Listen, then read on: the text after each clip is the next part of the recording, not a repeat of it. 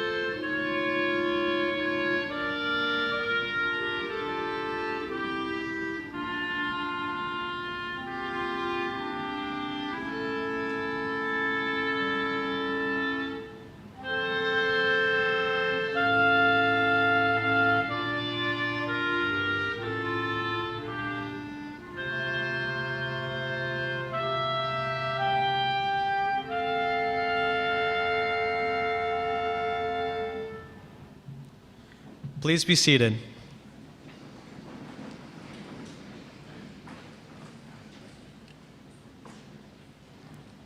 Good morning. My name is Isaac Alex, and this is Katie Bro. We will be your Masters of Ceremony for today. In the darkest of times, Canada has always been a beacon of light and freedom. When the world needed our help, Canadian men and women answered, laying down their lives for the rights and freedoms of future generations. From the devastating disease-ridden trenches in World War I, to the repeated horrors of World War II, to the harsh valleys and rains of Korea, to the blistering heat in Afghanistan, when the world called for our aid, Canadian soldiers, doctors, and nurses all shouldered their share of responsibility.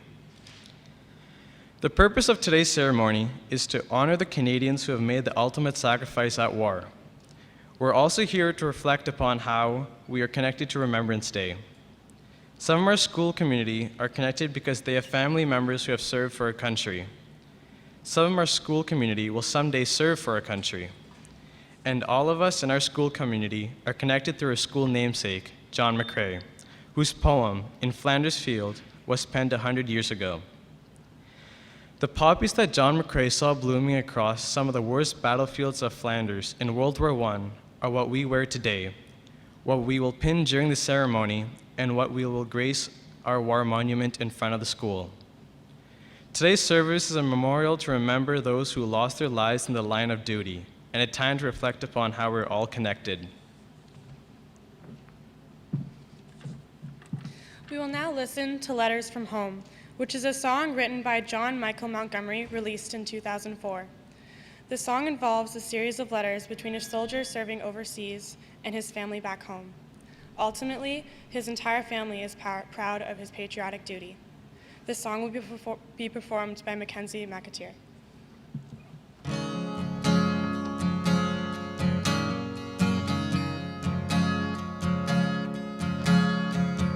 My dearest son, it's almost June. I hope this letter catches up with you and finds you well.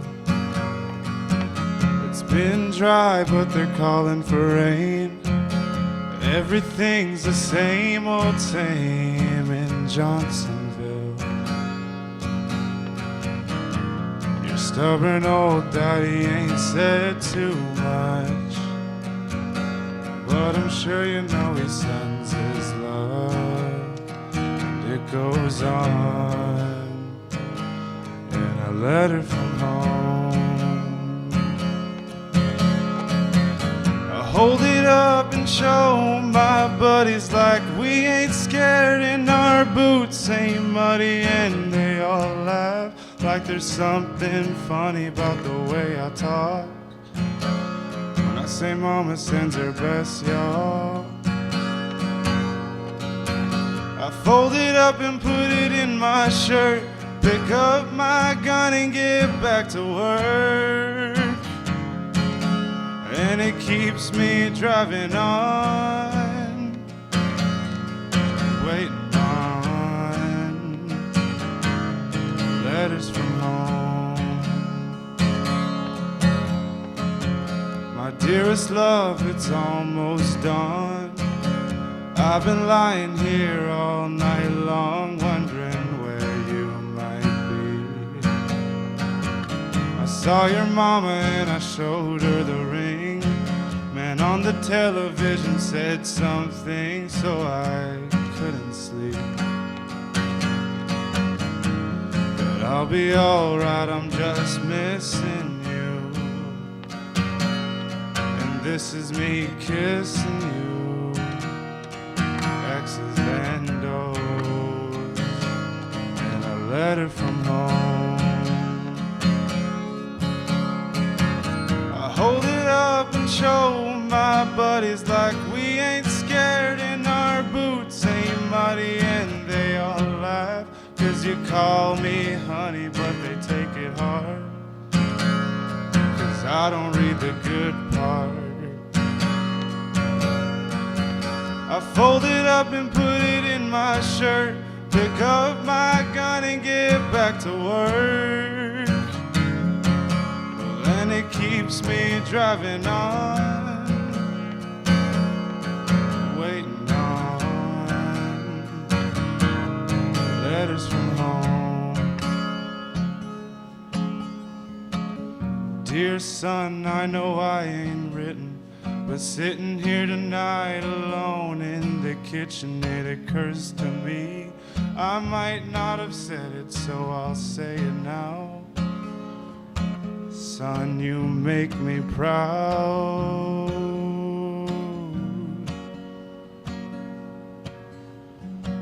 I hold it up and show my buddies like we ain't scared, and our boots ain't muddy, and no one laughs, 'cause there ain't nothing funny when a soldier cries. I just wipe my eyes. I fold it up and put it in my shirt, pick up my gun and get back to work. And it keeps me driving on, waiting on letters from home.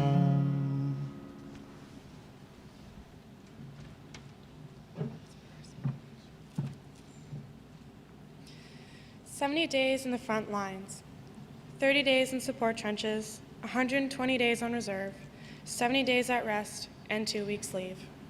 This was the life of a soldier in World War I.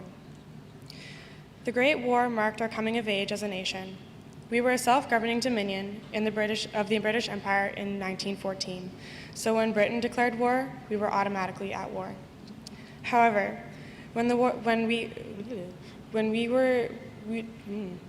we ended the war with a greater sense of national pride and identity. Many of our young men voluntarily enlisted, looking for adventure and wanting to do their duty for their country. Home by Christmas was the rallying cry. What they faced instead was trench warfare and not knowing if they would make it home alive.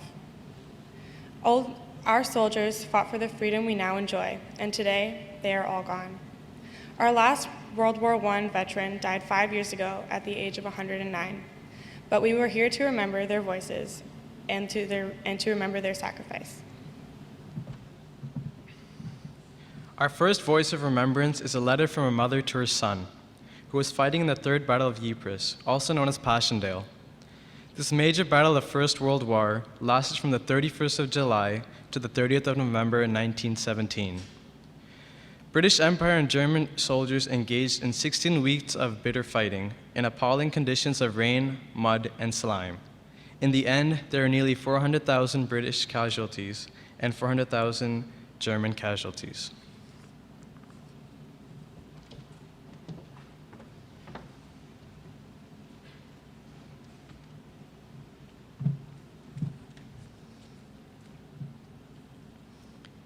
Dear Roger, I hope you get this letter.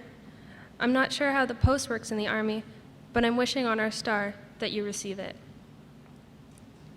I can't imagine how terrible battling this war must be. It brings me pain every second, wondering if you're all right. But thinking of how brave and strong you are makes me so proud of you. Even if you did defy your father's orders not to voluntarily enlist in the Army. I wish I'd torn down those posters from the government. Help the boys. Glory is the soldier's prize. Home for Christmas. Son, you aren't even of legal age to fight in a war. But what's a mother to do when her son writes of duty and doing his bit for his country? You made up your mind long ago, so all I can do is write to you and worry about you. Do you think you'll be home for Christmas this year? I wonder when you'll come home to your family. You don't know a mother's agony when her firstborn leaves. We at home have also been affected by the war. So many sons, fathers, husbands, and friends are gone now and haven't yet returned.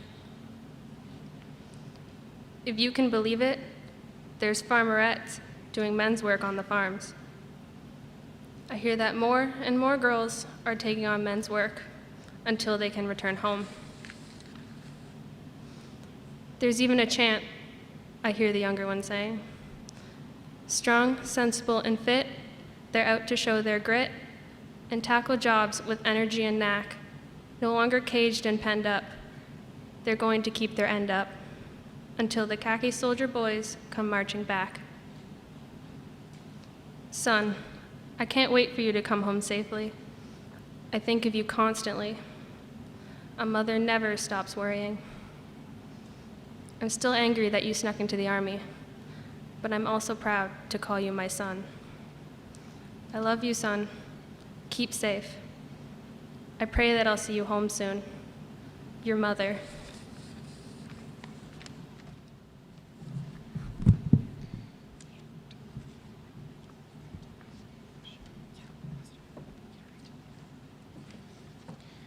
The letter was never received by your son.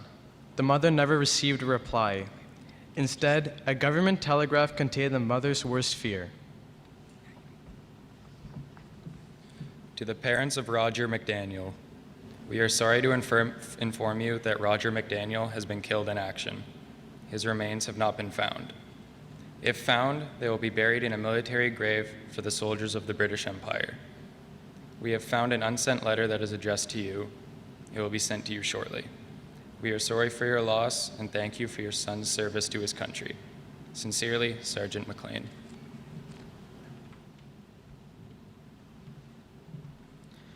Not long after the telegraph, the mother received her son's last letter. Dear Mother, I'm in the biggest battle yet, but don't worry about me. I went through grueling training to be ready for battle.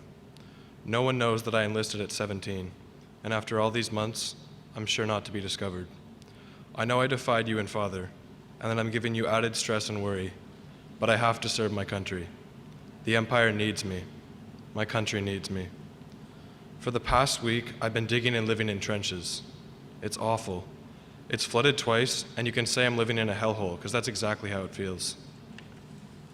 We've been infested with these rats 3 times and had to shave our heads.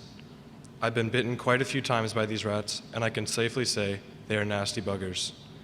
My boots are cracked and leak, the mud gets in, and I've got what they're calling trench foot.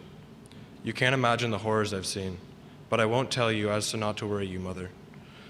All we can eat is canned food. I've had the same thing over and over again. It's getting hard to keep down. I miss your cooking so much. I miss silence, too. Our days and nights are full of artillery fire, the screams of wounded men, and the moans of the men being tormented by their dreams when they try to sleep. I plug my ears, hoping for some silence, but the sound ring on inside my head. I can't wait to return home to you, and Father, and my younger siblings. I can't wait for this war to end. Keep writing to me, Mother, and I will write back. I've taken to writing poetry as a way of keeping me sane in these dark, merciless trenches. Next time I send a letter, I will send you one. I hope all is well at home, and I can't wait to return. Love, Roger.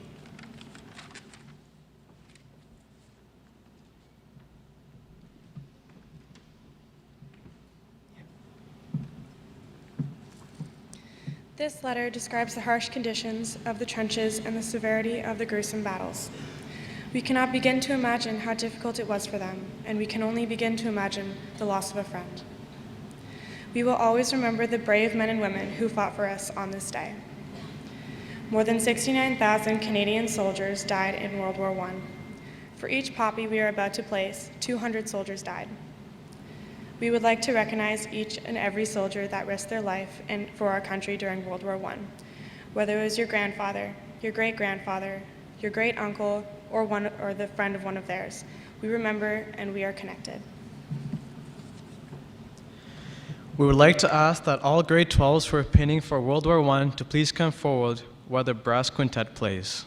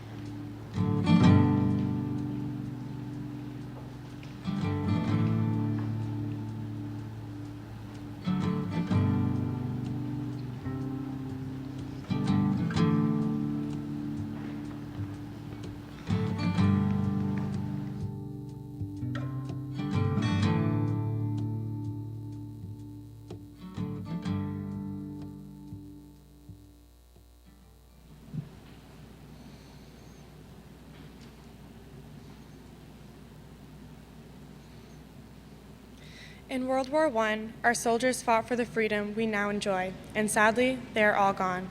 But here at John McCrae, they live on in our hearts. During World War II, maybe it was your grandfather or your grandmother leaving their homes 70 years ago to risk their lives for our country. Without them, we would not be here today. As we remember the voices and their sacrifices, we will continue the time-honored tradition of laying wreaths. One of those who violently lost their lives in the defense of our freedom, and the others for honorable men and women who are currently serving in the Canadian Armed Forces. The first wreath will be laid by Mr. Schultz, Nadine Van Dalen, and Anna Cooper. The second wreath will be laid by Mrs. Cote and David Sarita. And the third wreath will be laid by Miss Murray, Miss Burpee, and Miss Michaud.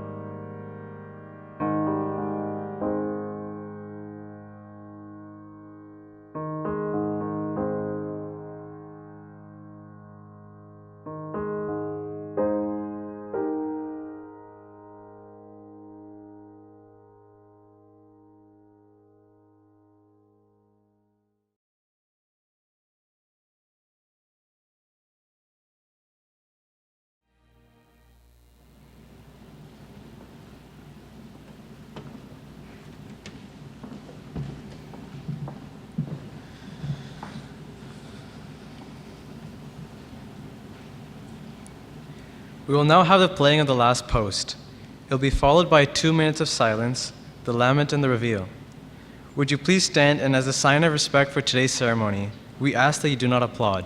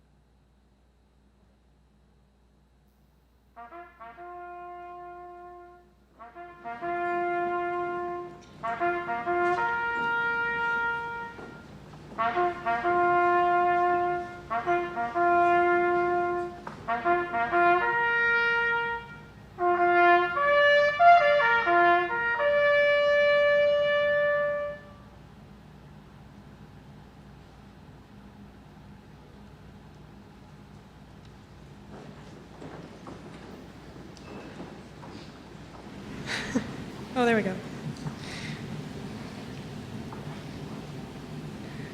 Between 1939 and 1945, over 40% of the male population enlisted in the Canadian Forces. Over 1 million soldiers, nearly all volunteers, joined to fight in the Second World War, in the Royal Canadian Army, Royal Canadian Navy, or Royal Canadian Air Force. Over 45,000 of these Canadians never returned home. Many brothers left for Europe or Japan to fight together for a common cause. Several of these families lost more than one family member to the battles of World War II.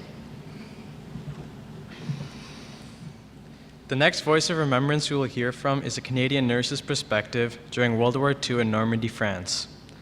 She's serving in the 13th Field Hospital in Omaha Beach, France, when she writes this letter on June 25, 1944. Her poem describes the difficulty faced by Canadian medics who answer the call to help wounded soldiers.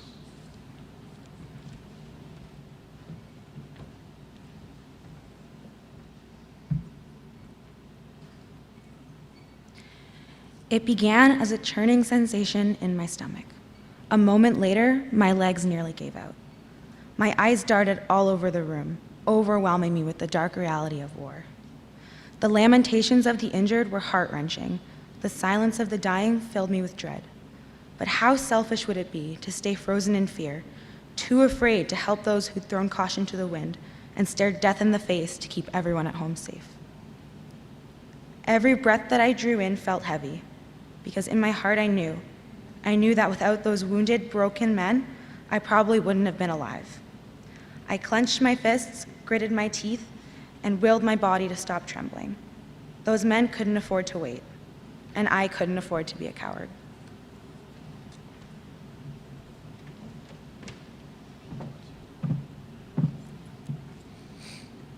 This nurse was one of the many selfless nurses who left her home and her loved ones behind in order to help save the lives of her fellow Canadian soldiers. There were no small contributions from the Canadian soldiers in this war. Every man and woman who took it upon themselves to share this responsibility will not be forgotten, and it is our duty to ensure that their voices will not be lost. Over 47,000 Canadian soldiers lost their lives battling in World War II. We'll now place one poppy for every 200 soldiers that lost their lives for us.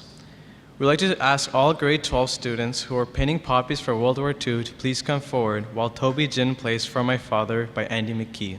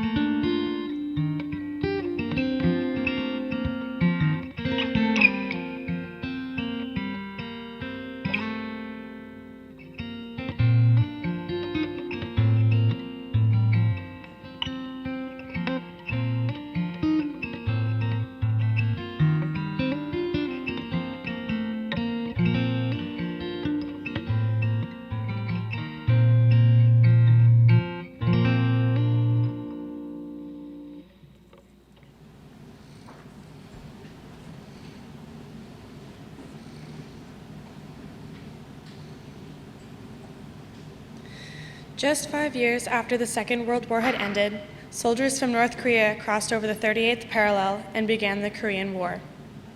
From 1950 to 1953, soldiers fought in the valleys and the hilltops, through the monsoon rains and the summer heat.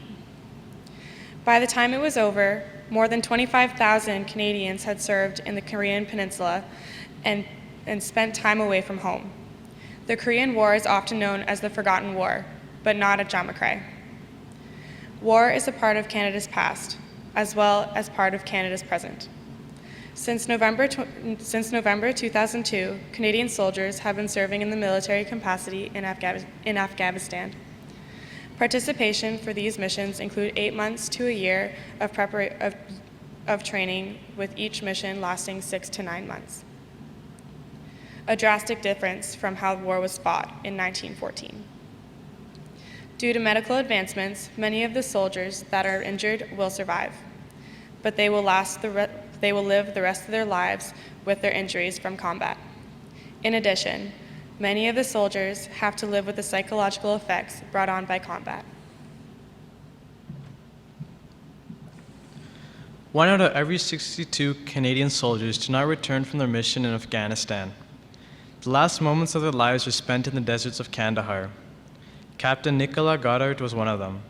She was the first female soldier killed in combat in Canadian history. She was 26 years old with a husband and a family waiting for her at home. In the context of history, this may not seem like a great loss. 1 out of 62 may not seem significant unless it's your father, your sister, someone you love, or you. We'll now be recognizing the brave Canadians who lost their lives in the Korean War and in the recent conflicts in Afghanistan. We'll be pinning poppies in honor of the 516 Canadians who were killed in Korea, and in honor of the 158 Canadians who have lost their lives in Afghanistan since Canada joined the war in 2002. And we hope for the safety of all Canadians serving missions, wherever they may be. We will now ask the remaining grade 12s and all staff for pinning poppies for the Korean War and Afghanistan missions to please come forward while Tyler Campbell, Ben Larjay, Kristen Lyons, and Megan Lyons play Largo from the opera Xerxes on the clarinet.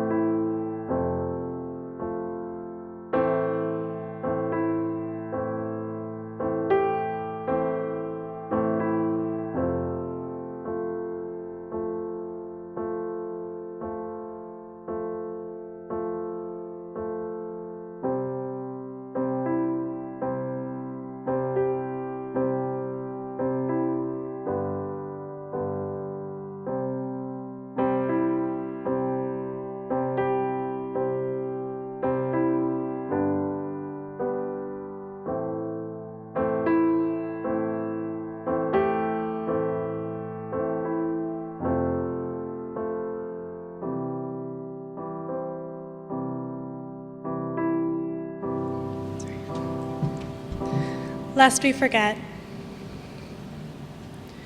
The most recent sacrifices our fellow Canadians have made in the conflict in Afghanistan, as well as many past sacrifices in the Korean War, World War I, and World War II.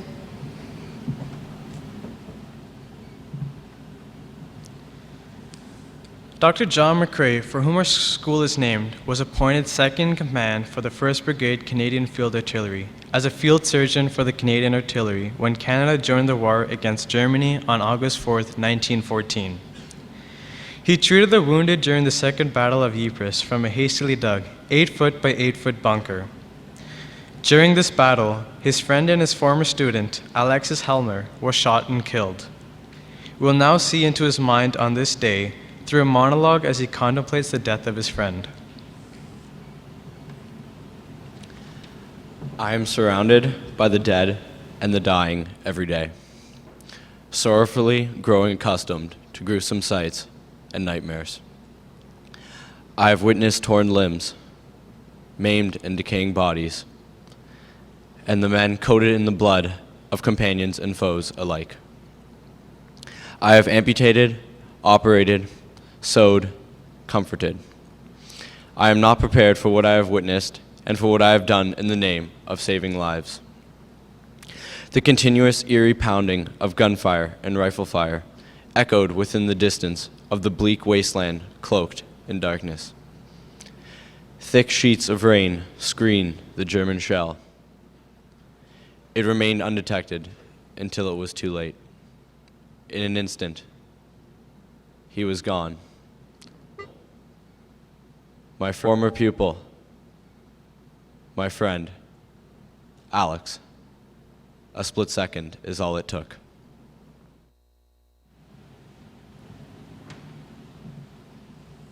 Later that day, John McCrae was still trying to come to terms with the death of his friend.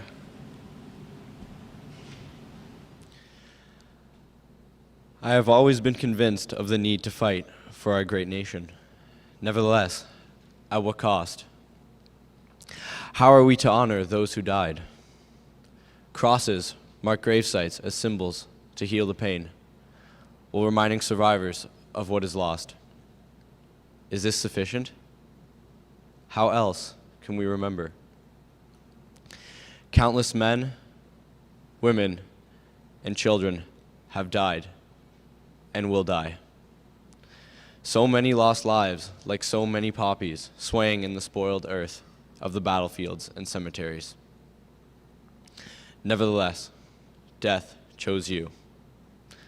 I will not allow you to die in vain, or to die without being remembered.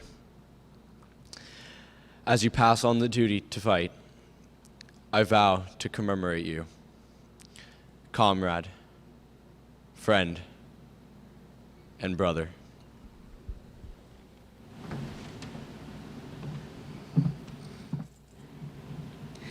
The day after presiding over his funeral and burial of his friend, Lieutenant Alexis Helmer, John McCrae was inspired to write a poem in Flanders Fields on a scrap piece of paper while sitting at the back of a medical field ambulance. Dissatisfied with his work, John McCrae tossed his poem aside. Meanwhile, a young sergeant major named Cyril Allenson watched John McCrae write the poem. After picking up the discarded poem, Allenson was amazed that the poem captured the exact scene on that day in early May 1915. Unbeknownst to McCrae, Allenson sent it to newspapers in England. The poem was rejected by one publisher, but was later accepted by another, and published on December 8, 1915. It has since become one of the most significant war poems ever written.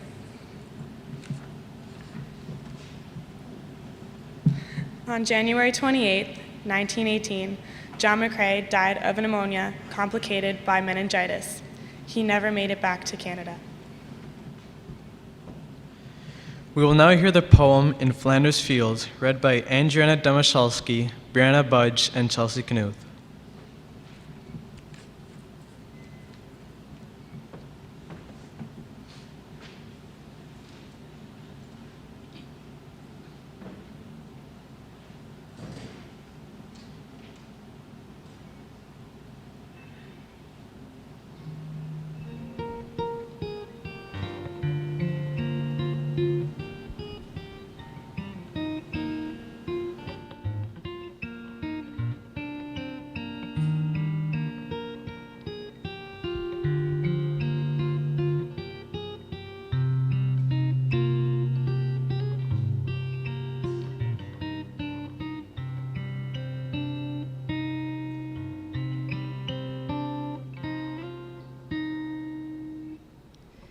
In Flanders fields, the poppies blow, between the crosses, row on row, that mark our place, and in the sky, the lark still bravely singing fly, scarce heard amid the guns below.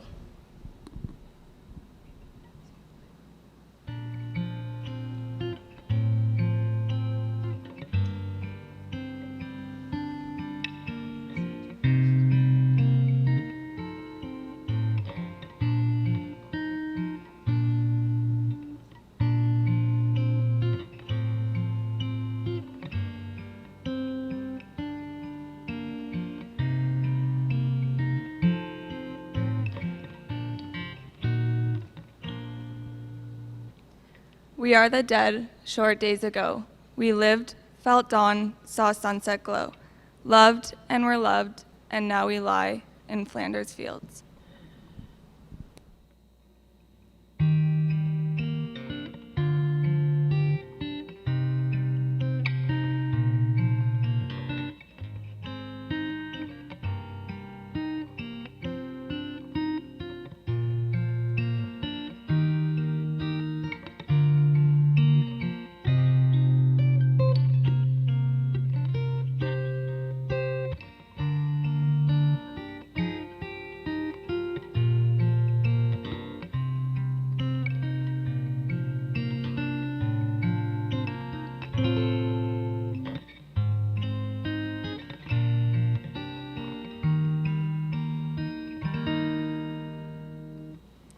Take up our quarrel with the foe.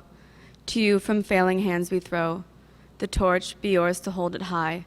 If ye break faith with us who die, we shall not sleep, though poppies grow in Flanders fields.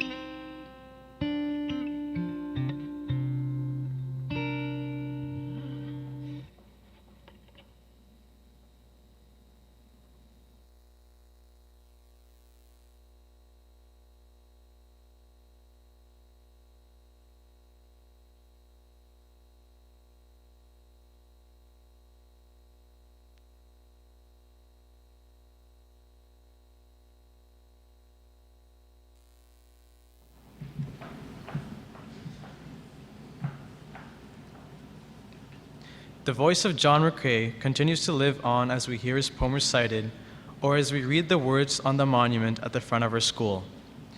His legacy is what connects us to Remembrance Day. As do the poppies on our clothes, the poppies we have pinned today, and the poppies in front of our war monument. The legacy of remembrance continues today. Even 100 years after John McCrae connected us to the hardships our soldiers have faced, he asked us to remember their sacrifices through In Flanders Fields. We still have Canadians writing and creating works of art that ask us to remember that our men and women in service are continuing to make sacrifices for our freedom. Canadian Graham Trude is one of those Canadians. He is a former member of the Canadian Forces who wrote a song called The Ones We Lost, in honor and remembrance of his friend, Larry Rood, who died in Afghanistan in 2010. The song will now be performed by Janessa Grace Agamalu and Lindsay Hazel. On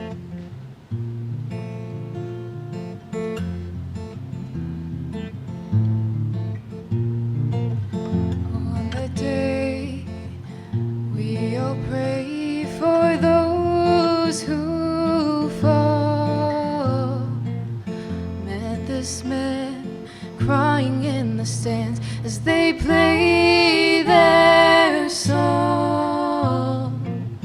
I said, sir, is everything okay? Can you tell me what is wrong? He looked at me while the tears filled his eyes and said, I miss my son. And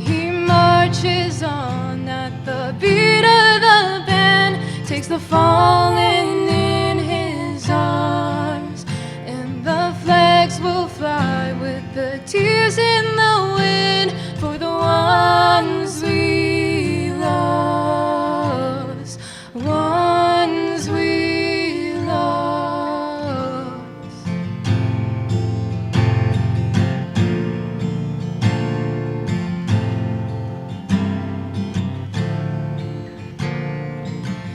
Went to walk to visit where he lay, single cross and stone.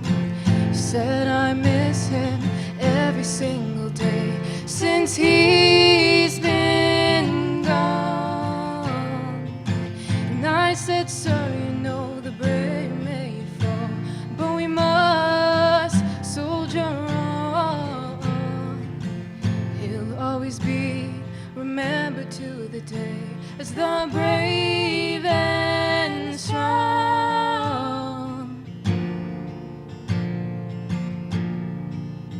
And he marches on at the beat of the band, takes the fallen in his arms, and the flags will fly with the tears in the wind for the ones we lost, ones we lost.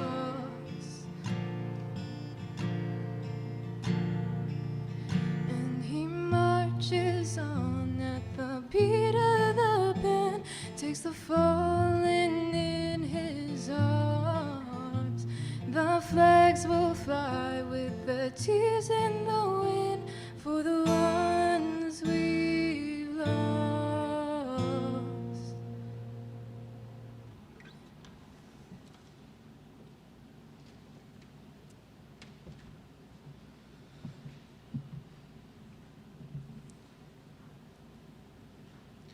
Today, we want to honor and remember all 600,000 Canadians who have given their lives for our country and our freedom. Before we conclude the first of Remembrance Day services, we would like to ask Mr. Schultz to come forward and explain the rest of the schedule for the morning.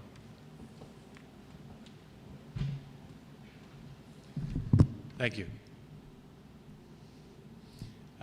We've completed this part of our ceremony, and we're now going to go out and join the Legion for their ceremony.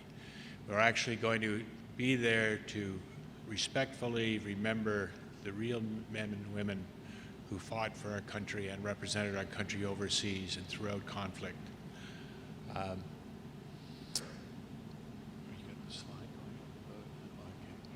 If you look at the screen now, you'll see where you are to meet with your different grade levels, okay? Please read that. We're going to be having to hurry to get to your jackets and so forth, to get your outerwear, and then we will muster and join the Legion outside, okay? Thank you.